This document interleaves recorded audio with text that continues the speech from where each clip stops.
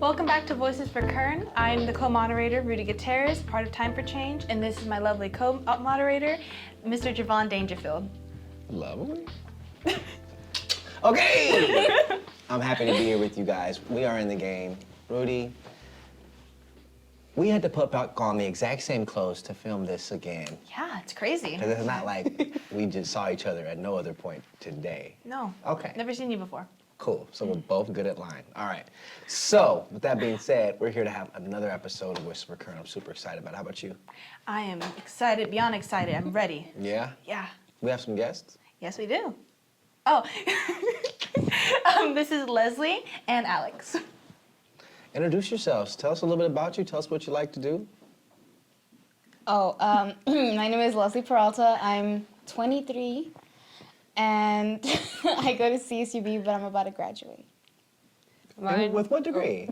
With sociology with a concentration in human services. Come on. I think we should give that a little something. Thank you. Congratulations. How long have you been around Time for Change? It's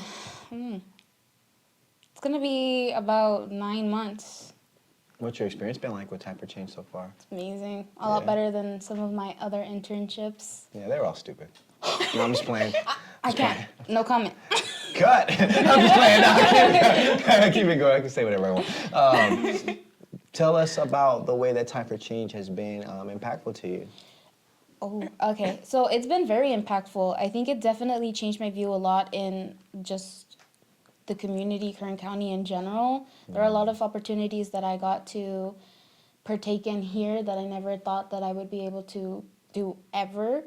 It definitely makes you just see your community a lot more than just anything than what I've ever done before, which is great because some kids, when I would consider myself a kid, even though I'm not, we don't pay attention to that stuff.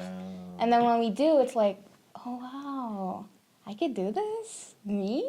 It's amazing. Does it help you guys? Does it help you guys confidence? I always wonder. Like, does it build your confidence and make you feel like you can get it, like take on whatever? Well, you guys make me speak in front of a lot of people a lot, so yeah. Example A. For real. Yeah. That's good. Yeah. You are quite amazing. We're very proud of you. Thank you. Oh, my turn.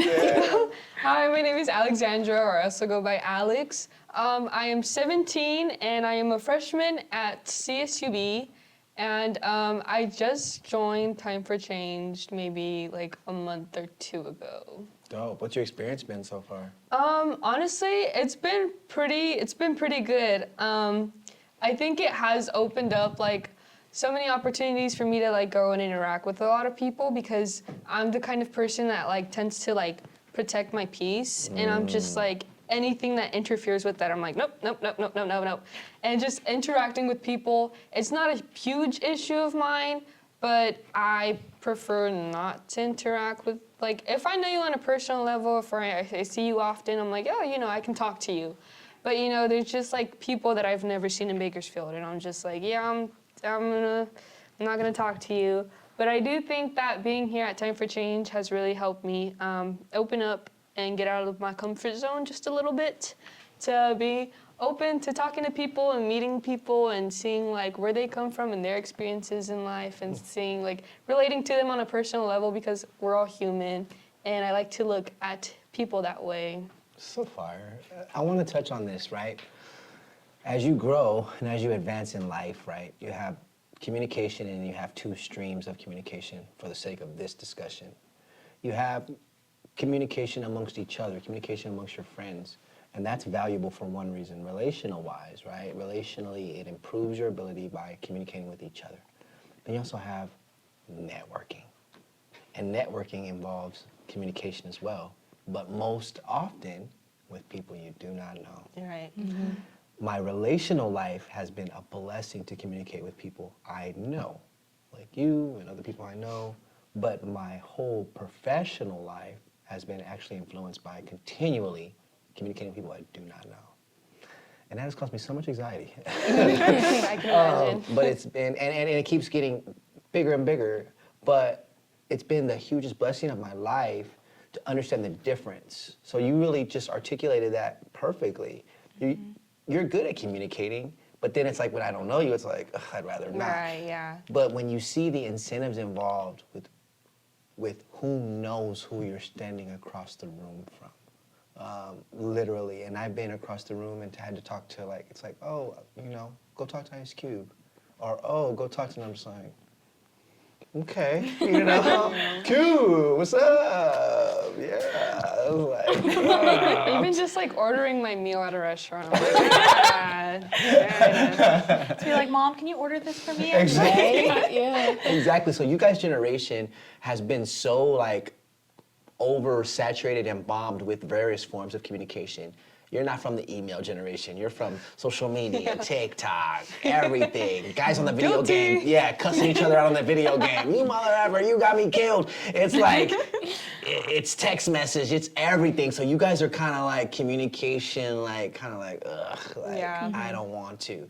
So then when I take you guys out there, I'm like, hey, go over there and tell that, you know, that. It's pretty ironic. I'm studying communications in school, and like, it's helped me out a lot, but it's also like, I don't necessarily have to apply it on my outside life, so I just won't. Exactly. But sometimes you find your whole future by networking with people. And depending on how cool those people are, right? Because we were all strangers at one point. But I think now we're like vibing just on the show, even talking. But if we don't take those chances, and if I don't take those chances, this doesn't even really happen. Where it's like, what do I have in common with this 23-year-old person or whatever? It's like, turns out plenty. We're all a bunch of goofy, fun-loving, you know, unsure inside, and we all are bringing out the best in each other, and it's just crazy to see. So I'm gonna stop before I start crying.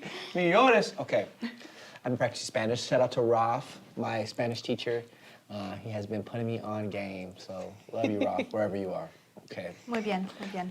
Gracias. So let's jump into it. We're still talking about this month, our movie Equity Rise, but we also did a town hall that you wouldn't know about unless you were in the building. And I tell you what, that town hall was cracking.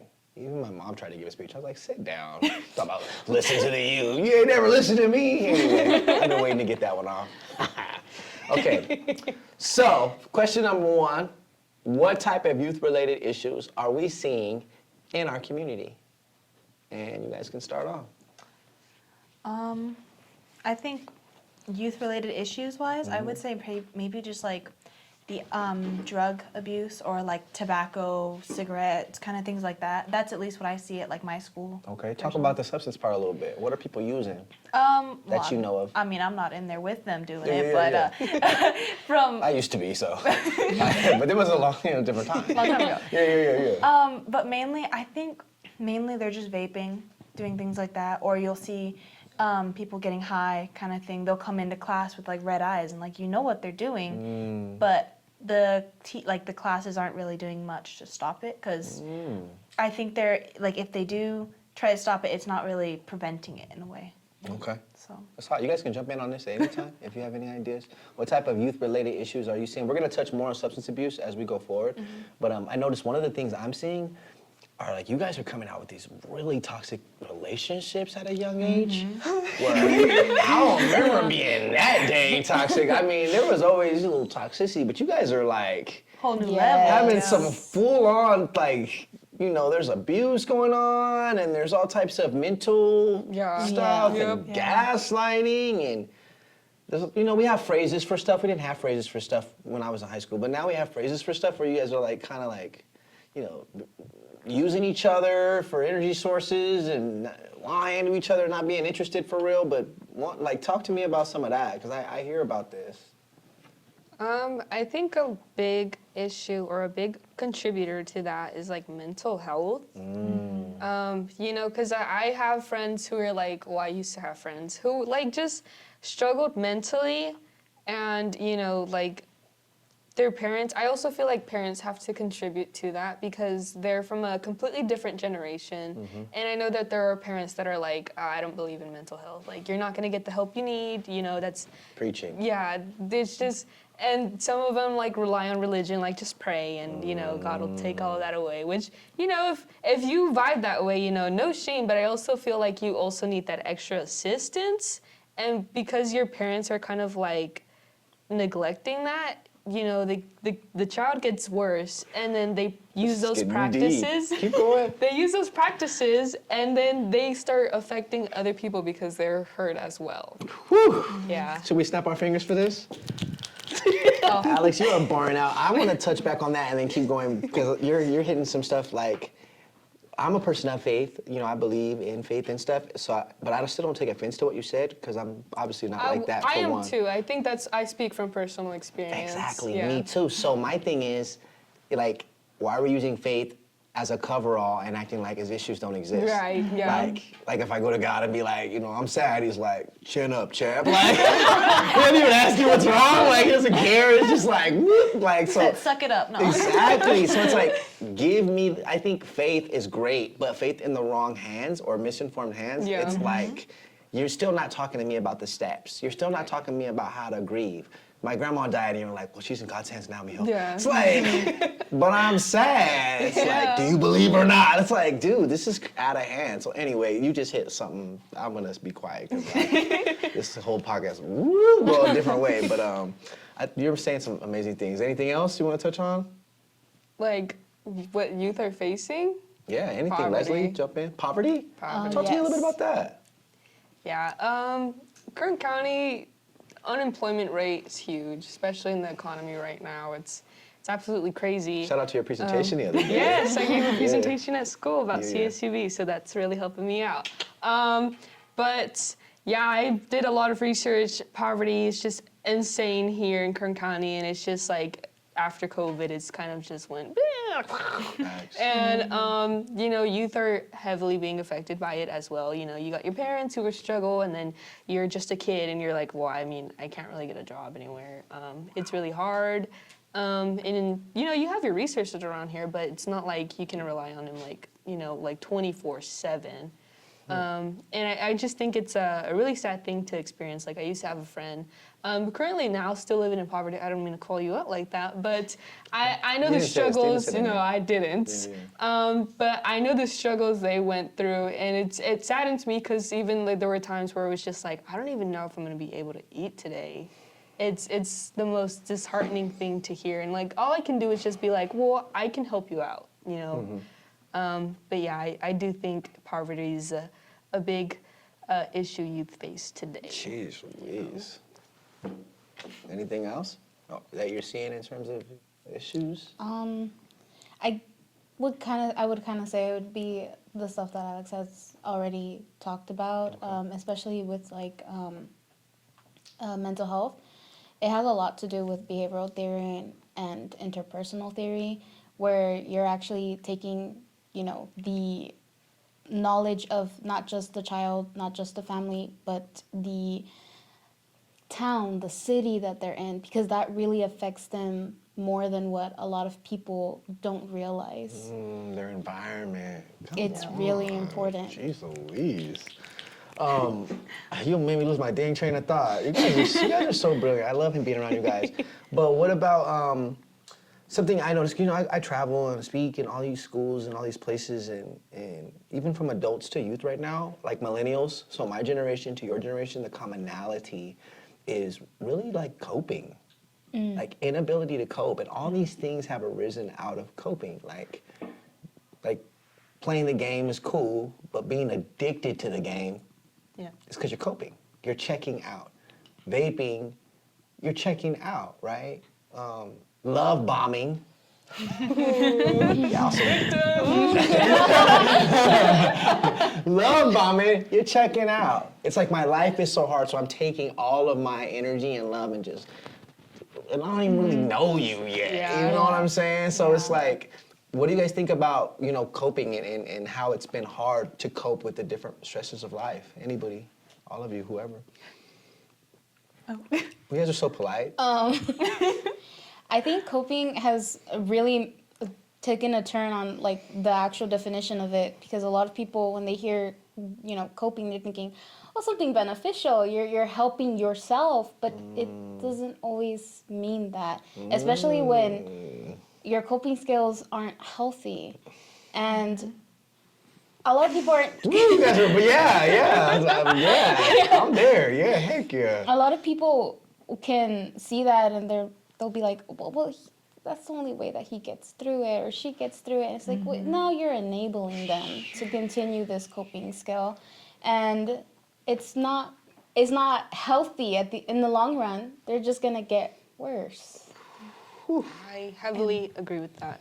Yes. You want to elaborate, or anybody want to elaborate, or? Well, because, like Leslie's saying, like, there's positive forms of coping, and then there's the negative ones. And it can affect a person themselves, like you said, I'm sorry. Like tobacco use or something. That could be a negative form on that person. But there's also other negative forms of where it's hurting the people around them. And then that's just distancing themselves from others as well. And it's just getting a worse and worse effect. So. Case in point, the game. And I love the game. I mean, I grew up on 2K and Call of Duty and all that, but then it's like, well, that's how he deals with life. But he is like failing out of school. Yeah, exactly. So, yeah, that gets me. Are you gonna get a job playing the game? Like, I'm gonna be a gamer. Like, you're not even that good at the game. Like, I see you getting killed. So it's like, I think sometimes we get a little unrealistic because we also are the generation that struggles with people pleasing the most. Right. Yep. We do. We all do. I struggle with people pleasing myself to this day. I hate letting people down. And sometimes to cope with that, I'll be like trying to do what it takes to please them. Oh, and it gets mentally exhausting. Yeah.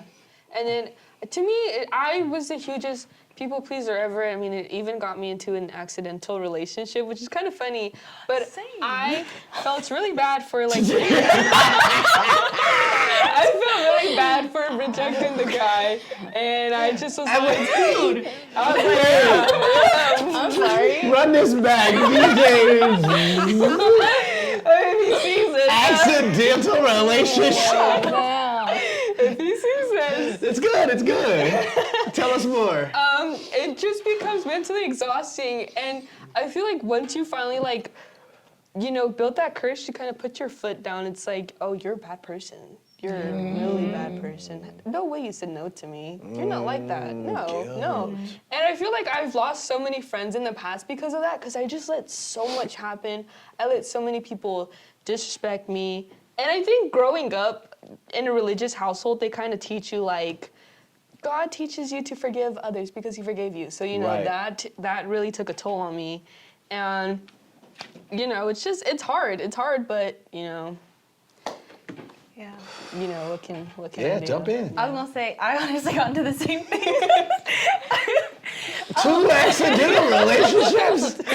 Because I was fearful about letting that person down, Yeah. and I didn't want to be the bad person in this situation, so Wow. I was like, okay, yeah, sure, and then it just wasn't a good relationship, Yeah. and so when I finally was like, I ended it, I felt bad because it took me like honestly a good month to plan it, and every day I felt To like plan what? To get out? to say, hey, I want to break up, because of the fact that I kept crying, basically, like, I don't want to be that bad person. I don't want to seem like a terrible person like that. And then you have to cope with that. You do, yeah. You have to be like, it's a lot of self-reflection. Like, am I a bad person?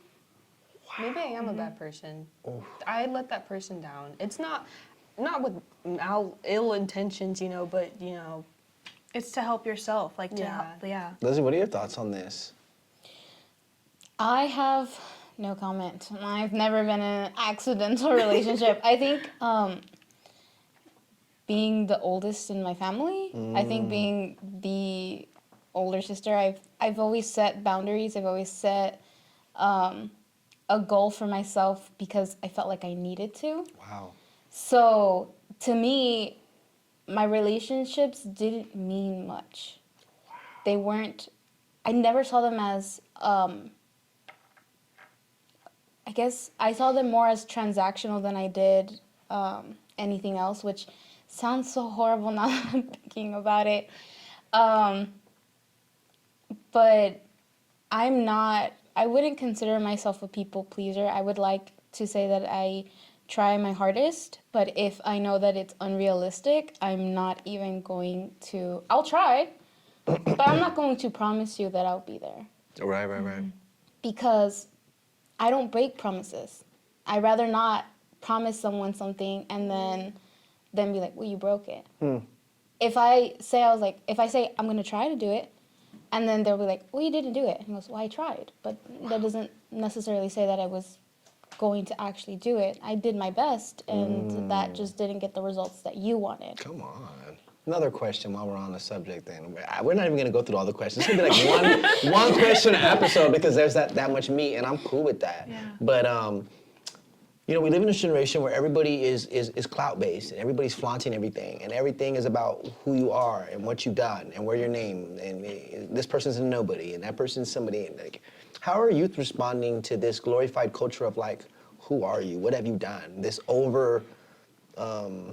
pressing like need to achieve and to become great and go to Harvard and make $1 million or be the most successful. Like, how are you guys dealing with that pressure? Because I see it in your group. Yeah, it's definitely, yeah, I think for what helped me out with dealing with that, but I know I went through a lot. I think just seeing how much my parents went through, and, you know, they kind of put this in your head, like, you need to do better than me. And so it's like now I have, like, there's so much pressure on me, like, I need to succeed in life or else, like, I disappoint them. And then it also feels like I'm disappointing myself. And I can speak from personal experience, like, throughout my entirety of high school, I can say that I took no CP classes. It was all, like, gay honor AP. And then I had, like, my, like, millions of electives that I would do throughout the school day just to keep me sane. You know, hard work pays off, but I also just think like it's definitely a killer. It killed me emotionally and mentally. It was not good, but I think youth need to find a balance of like self-care and then also, you know, having your goals and dreams and, you know, taking it one at a time, you know. Yeah. I also don't want them to give up on like what they strive to achieve. Wow. Thoughts? I mean, yeah, honestly, it's just stressful because it's not only just the pressure of like your peers of like trying to fit in, because that's already a very big stressor and like big on your mental health, but it's also for like academics wise too. Yeah, like I get that on because I get nervous. I feel the pressure because I'm trying to do all this great stuff. I have all these like plans. I'm like, oh, I want to do this job. I want to do this, and then. But it's all so overwhelming that it just gets too much. Like, wow. And same thing with the classes wise. Like, I remember in like first grade, I cried over an A-. Yeah. Because I thought that was like the end of the world. My brother laughed at me for it because he was older, of course. But me but too. I mean, take that A-. But I mean, it was just like it's like such a big pressure because you expect all of this from yourself. But then and so when you slip up just ever so slightly, it just feels like the end of the world. And you need to find a balance between, like, of just telling yourself of, like, it's all right to mess up. It's not the end of the world, that you can still build yourself back up. Wow. Any thoughts on that? Yeah, a lot. Because actually I just started, well, I didn't just start, but I actually did a research paper based on this not too long ago. And while I can relate to you guys both really, really wellly, especially with everything that's going on right now, I also have to say that it's more about the influence of just society and then what they're telling us is enough and what is not. Wow. Especially when it comes to colleges. A lot of the time we thought college is going to get us the better job. And now that's not exactly true. Yeah. And now it's the college, you need the diploma, and then you need like 500 hours of community service, volunteer work. You need to have work experience without having a job. It's all of these. Know somebody that knows somebody. Exactly. Yeah. Yes, capital, social capital. You need to have it. If you don't have it, Bringing out your college terms over here. I'm sorry. I use that word a lot. Wow. Social cap. Keep Social going. cap. Keep going. We listening. If a lot of the times, these jobs, these big corporations, all they're looking is the social capital, the trade-off. If I hire you, your family's gonna thank me.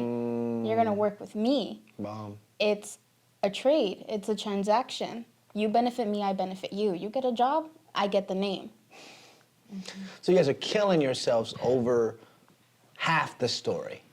Exactly. You know what I'm And saying? then you Yeah. see people online that are just like, I'm happy because I'm successful and I'm happy because I got into the best school. And then you look at yourself and you're like, oh, in order for me to get to that state, I need to push myself a little more. Wow. Yeah. And it all just kind of ties back to like how it's just pressuring your mental health even more. Let's talk about the thief of all joy then. Comparison.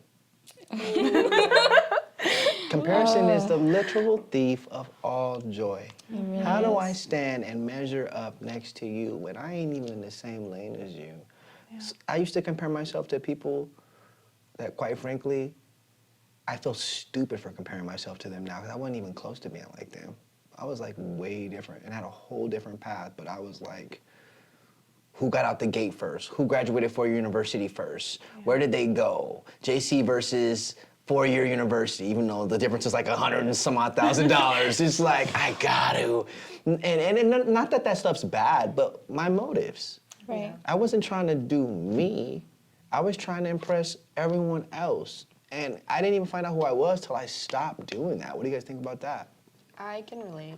It's something I still struggle with. And it's a really bad process because now you just like, you keep digging a hole and then you just can't stop. It like, you know, it gets bigger and bigger and bigger and bigger and bigger. And it's just like, when will it end? When will I finally be content with where I'm at right now? Like I'm healthy. When you learn to love you. Yeah, and that's a process that like I'm trying to be extremely patient with, Yeah, but it yeah. also is like really triggering when you on social media and then you see someone being like, oh, well, look at what I'm doing right now, and then you're like, I man, know. like all that effort of like me trying to better myself, it's like down the drain. Got you.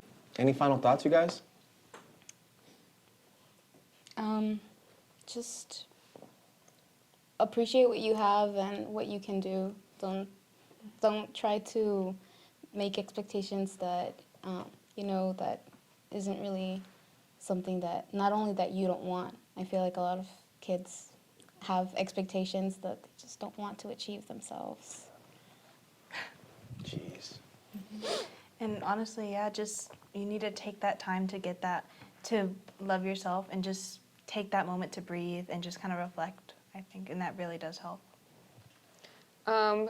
There's one thing I've learned when I was at my lowest point, is to just be patient with yourself. And one thing I've learned is that your body can't mentally or physically stay in a certain state for like such a long time. So when you think that like things aren't going to get better, or when you're like, I will never like, feel happy ever again, just know that your body can't physically or mentally handle that. And eventually it'll tire itself out and you're gonna grow and bloom and blossom and just heal slowly and just be patient with yourself. It's not like you can't jump into things. Like you just gotta let it, sit there, and you gotta sit with your emotions and really reflect and take a minute to be like, you know what? This is beautiful. I'm human. It's okay for me to feel like this.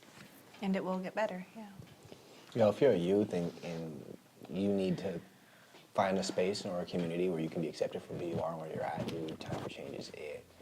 TYM4change.org, TYM4C KERN on Instagram.